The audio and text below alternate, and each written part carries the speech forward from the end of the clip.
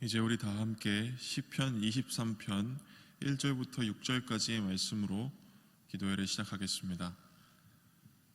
여호와는 나의 목자시니 내가 부족함이 없으리로다. 그가 나를 푸른 초장에 누이시며 쉴 만한 물가로 인도하시는도다. 내 영혼을 소생시키시고 자기 이름을 위하여 의의 길로 인도하시는도다. 내가 사망의 음침한 골짜기로 다닐지라도 해를 두려워하지 않을 것은 주께서 나와 함께 하심이라. 주의 지팡이와 막대기가 나를 안위하시나이다. 주께서 내 원수의 목전에서 내게 상을 베푸시고 기름으로 내 머리에 바르셨으니 내 잔이 넘치나이다. 나의 평생의 선하심과 인자하심이 정녕 나를 따르리니 내가 여호와의 집에 영원히 거하리로다. 아멘. 찬양은 찬송가 212장입니다.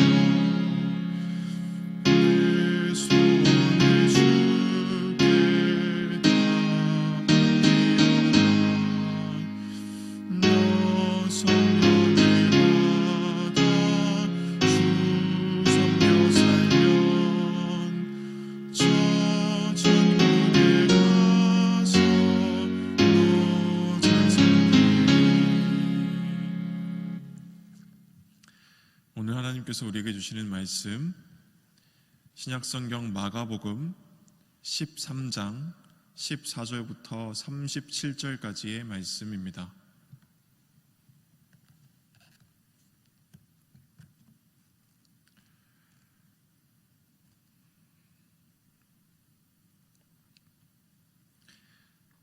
이제 이 말씀을 읽겠습니다. 멸망에 가증한 것이 서지 못할 곳에 선 것을 보거든 읽는 자는 깨달을진저 그때에 유대에 있는 자들은 산으로 도망할지어다. 지붕 위에 있는 자는 내려가지도 말고 집에 있는 무엇을 가지러 들어가지도 말며 밭에 있는 자는 겉옷을 가지러 뒤로 돌이키지 말지어다. 그날에는 아이벤 자들과 젖먹이는 자들에게 화가 있으리로다. 이 일이 겨울에 나지 않도록 기도하라. 이는 그날들은 환난의 날이 되겠습니다. 하나님의 창조하신 창초부터 지금까지 이런 환난이 없었고 후에도 없으리라. 만일 주께서 그날들을 감하지 아니하셨다면 모든 육체가 구원을 얻지 못할 것이거늘 자기의 택하신 백성들을 위하여 그날들을 감하셨느니라. 그때에 사람이 너희에게 말하되 보라 그리스도가 여기 있다, 보라 저기 있다 하여도 믿지 말라. 거짓 그리스도들과 거짓 선지자들이 일어나서 이적과 기사를 행하여 할 수만 있으면 택하신 백성을 미혹해 하려 하리라. 너희는 삼가라. 내가 모든 일을 너희에게 미리 말하였노라. 그때에 그 환난 후 해가 어두워지며 달이 빛을 내지 아니하며 별들이 하늘에서 떨어지며 하늘에 있는 권능들이 흔들리리라. 그때에 인자가 구름을 타고 큰 권능과 영광으로 오는 것을 사람들이 보리라. 또 그때에 저가 천사들을 보내어 자기 택하신 자들을 땅 끝으로부터 하늘 끝까지 사방에서 모으리라. 무화과 나무의 비유를 배우라. 그 가지가 연하여지고 잎사귀를 내면 여름이 가까운 줄을 아나니, 이와 같이 너희가 이런 일이 나는 것을 보거든 인자가 가까이 곧 문 앞에 이른 줄을 알라. 내가 진실로 너희에게 말하노니 이 세대가 지나가기 전에 이 일이 다 이루리라. 천지는 없어지겠으나 내 말은 없어지지 아니하리라. 그러나 그 날과 그 때는 아무도 모르나니 하늘에 있는 천사들도 아들도 모르고 아버지만 아시느니라. 주의하라. 깨어 있으라. 그때가 언제인지 알지 못함이니라. 가령 사람이 집을 떠나 타국으로 갈 때에 그 종들에게 권한을 주어 각각 사물을 맡기며 문지기에게 깨어 있으라 명함과 같으니, 그러므로 깨어 있으라. 집 주인이 언제 올는지, 혹 저물 때일는지, 밤중일는지, 닭 울 때일는지, 새벽일는지 너희가 알지 못함이라. 그가 호련히 와서 너희의 자는 것을 보지 않도록 하라. 깨어 있으라. 내가 너희에게 하는 이 말이 모든 사람에게 하는 말이니라 하시니라. 아멘.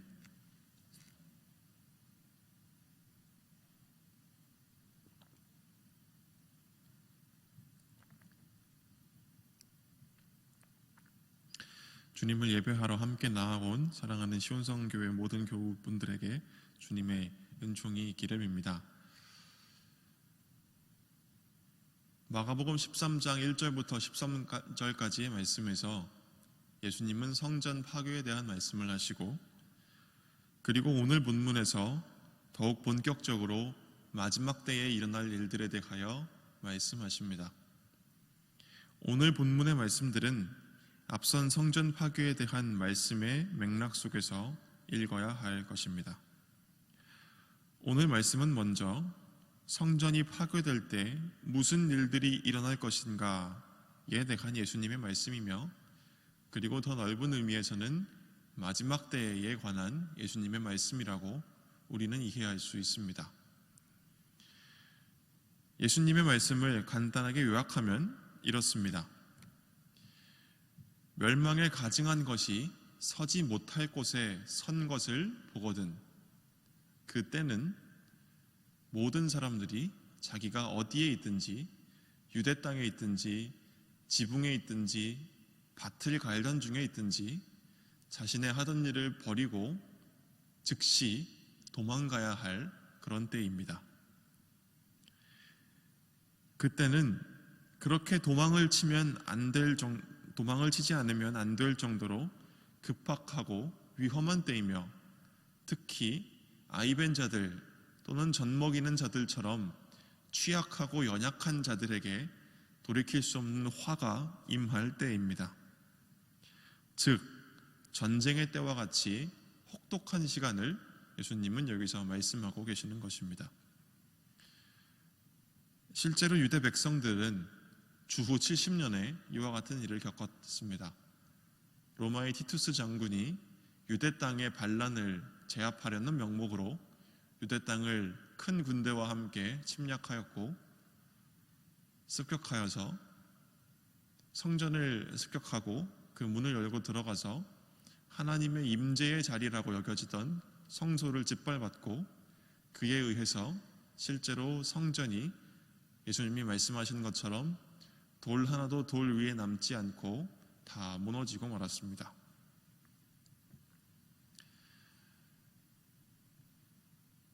예수님의 이 말씀은 역사 속에서 사실로 일어난 것입니다.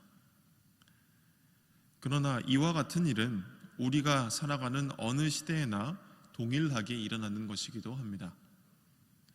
지금까지 이런 환난이 없었고 후에도 없으리라 하는 이 표현은 성도들이 당할 환난이 매우 극심하다라는 것을 나타내는 하나의 문학적인 표현이라고 보아야 할 것입니다.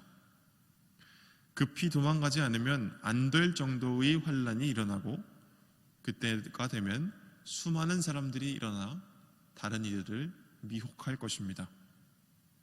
이것이 단지 이때의 말씀뿐만 아니라 바로 오늘 우리가 지금 살아가고 있는 이 세태와 같다고도 생각할 수 있습니다. 우리는 때에 따라 시대를 거쳐 세대를 거쳐 우리의 때에 다가오는 수많은 환란들을 당하고 특히 지금은 코로나19 상황 가운데 있으며 이때마다 미혹하는 이들의 속임수는 감쪽 같아서 우리를 포함하여 많은 사람들이 속는지도 모르고 당하는 그런 시대를 살아가고 있습니다. 이런 환란의 때를 이루는 특징은 모두가 모두의 생존과 이익을 위해 전쟁과도 같은 삶을 산다는 것입니다. 속이는 자와 속임 당하는 자, 빼앗는 자와 빼앗김 당하는 자, 증오를 일으키는 자와 그 증오에 희생당하는 자, 이런 사람들로 세상이 나뉩니다. 그렇지만 성도들은 이러한 환란에 대해도 흔들리지 않을 이유가 있으니 이는 일간 환란으로 가득 찬 것 같은 세상 속에서도 하나님의 은총이 여전히 주어지고 있기 때문입니다. 주께서는 자기가 택하신 자들을 위하여 그 날들을 감하셨느니라. 그러므로 성도들은 하나님을 신뢰하며 깨어 스스로 삼갈 뿐입니다. 오늘 말씀에서 예수님은 어떤 분이십니까? 예수님은 장차 큰 권능과 영광을 받으시고 자기 백성들을 사방에서 모으실 왕이십니다. 어제 말씀드린 바와 같이 성전의 파괴는 마지막 때에 일어날 일들과 연결되어 있습니다. 하나님을 향한 진실한 사랑과 타인의 삶을 아낌, 이 두 가지를 성전은 상실하였고 이러한 성전이 파괴된다는 것은 곧 오늘 우리의 삶 속에서도 이와 같이 하나님과 타인을 향한 사랑을 상실한 위선과 욕망의 세력이 무너져야 함을 뜻합니다. 오늘 말씀 24절부터 27절까지의 말씀은 다니엘서와 같은 구약 성경에서 인용한 말씀들로 가득 차 있습니다. 특히 24절과 25절은 하나님의 심판의 때를 나타내는 상징적인 표현입니다. 그리고 26절, 그때에 인자가 구름을 타고 큰 권능과 영광으로 온다라고 하는 이 말씀은 인자, 다시 말해 예수 그리스도께서 하나님 아버지로부터 온 우주를 다스리는 권능과 영광을 받으심을 뜻합니다. 예수님께서는 십자가 위에서 죽음당하시고 빈 무덤을 떠나 다시 살아나셨습니다. 그분의 오심을 통해 하나님의 나라는 이미 이 땅 위에 임하기 시작하였습니다. 유대인들이 기다리던 것처럼 로마 제국을 무너뜨리고 이스라엘의 나라를 세우는 방식으로 왕이 오신 것이 아니고 하나님과 타인을 향해 진실하게 사랑하도록 백성들의 마음을 돌이키기 위해서 자기 목숨을 내어주시는 방식으로 하나님 나라의 왕이신 예수 그리스도께서 오셨습니다. 그러니 인간으로 나셔서 십자가의 순환과 죽음을 당하시고 다시 부활하신 예수를 만났던 사람들은 이미 큰 권능과 영광으로 오신 하나님 나라의 왕 예수를 보신 것이며 그를 믿는 우리도 이미 그가 오늘 말씀처럼 택하신 자들을 땅 끝으로부터 하늘 끝까지 사방에서 모으셔서 교회를 세우신 그런 시간 속에 살고 있습니다. 우리는 왕이신 예수 그리스도께서 다스리시는 시간을 살고 있는 것입니다. 그러나 또한 예수께서는 분명 다시 오실 것입니다. 오늘 말씀을 통해 우리에게 주시는 교훈은 무엇입니까? 그것은 우리가 먼저 환난에 대해 미혹당하지 않도록 삼가야 한다는 것이며, 그리고 주님의 오심을 기다리며 깨어 있어야 한다는 것입니다. 오늘 말씀 28절부터 37절까지는 예수님께서 십자가 죽음과 부활 그리고 승천 이후에 이 땅에 다시 오실 재림의 때에 관한 말씀이라고 이해할 수 있습니다. 너희가 이런 일이 일어나는 것을 보거든, 즉 다시 말해 성전의 파괴와 같은 일들이 일어나는 것을 보거든 너희는 예수 그리스도께서 다시 오실 것임을 기억하라는 것입니다. 진실로 너희에게 말하노니 이 세대가 지나가기 전에 이 일이 다 일어나리라. 성전의 파괴는 실제로 당대에 로마에 의해 일어났고, 따라서 이 말씀은 사실이 되었습니다. 그러나 어제 예수님의 말씀을 살폈듯이 이 모든 것은 시작일 뿐임을 우리는 기억해야 합니다. 세대가 거듭되고 한 시대가 지난 뒤 새로운 시대가 올 때마다 그 가운데 큰 환난들과 미혹들과 사람과 사람이 서로를 대적하는 일들이 항상 있을 것입니다. 이러한 시간을 지나는 성도들의 태도와 자세는 언제나 주님의 오심을 기다리며 깨어있는 것입니다. 성도들은 주님을 신뢰하며 평안을 누리기도 해야 하고, 그와 동시에 주님이 언제 오실지 아무도 알 수 없고 다만 그가 오실 때 잠들어 있지 아니하도록 깨어 있어야 할 것입니다. 이것이 성도가 이 어지러운 때를 살아가는 두 가지 중요한 삶의 자세입니다. 우리가 잠들어 있지 않다고 한다면, 우리가 깨어 있다고 한다면 주님의 다시 오심은 한편으로는 주님의 심판에 관한 엄중한 경고일 뿐 아니라 주님의 정의가, 그리고 주님의 평화가, 주님의 나라가 마침내 이 땅에 다시 이루어진다는 것을 의미합니다. 우리의 소망은 바로 여기에 있습니다. 세상의 옛 질서가 완전히 무너지고 하나님의 나라가 완전히 이루어지는 것, 이것이 바로 세상을 살아가는 성도들의 소망인 것입니다. 우리는 오늘 마지막 일들에 관한 예수님의 엄중하고 또한 자비로운 말씀 앞에 서 있습니다. 우리는 오늘을 살아가면서 스스로를 이 말씀에 비추어 돌아보아야 할 것입니다. 이 말씀을 전하는 저도 너무나 자주 깨어있지 못하고 잠들어 있는 것 같기도 합니다. 그러나 더욱 때에 따라 스스로를 돌아보고 잘못 나아가고 있음을 발견하면 그때마다 발걸음을 돌이켜 주님 말씀을 따라 살아가야 하겠습니다. 이미 이 모든 일이 시작되었고 우리는 환난의 때를 살아가고 있습니다. 그러나 이 환난의 시간 속에서 성도들은 그 환난의 때를 넘어 이 모든 것을 다스리시는 왕이신 그리스도의 통치를 볼 줄 아는 사람들입니다. 이를 보기 위해서 우리는 깨어 있어야 합니다. 그것이 우리가 하나님과 타인을 향한 진실한 삶으로 돌아갈 수 있도록 만들어 줄 것입니다. 이것을 볼 줄 아는 눈이 우리 모두에게 열리기를 주님의 이름으로 기원합니다. 아멘. 함께 기도하겠습니다.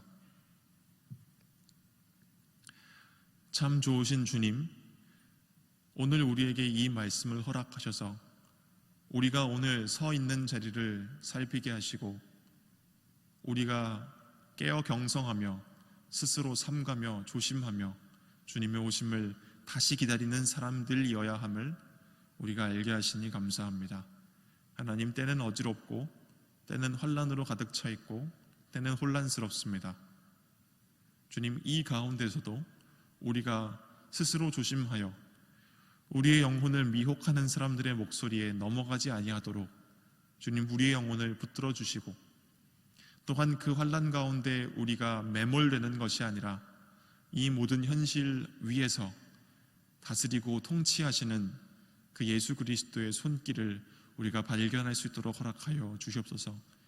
부디 구하오니 주님, 우리 마음속에 우리의 공동체 가운데 우리가 살아가는 이 나라와 이 세상 가운데에 있는 그 모든 악하고 타락하고 그릇된 그 모든 것들이 성전이 무너지듯이 다 무너지게 하여 주옵시고, 주님, 우리 가운데 오로지 하나님과 타인을 향한 진실한 사랑이 이루어지게 하여 주시옵소서. 예수님의 이름으로 기도드립니다.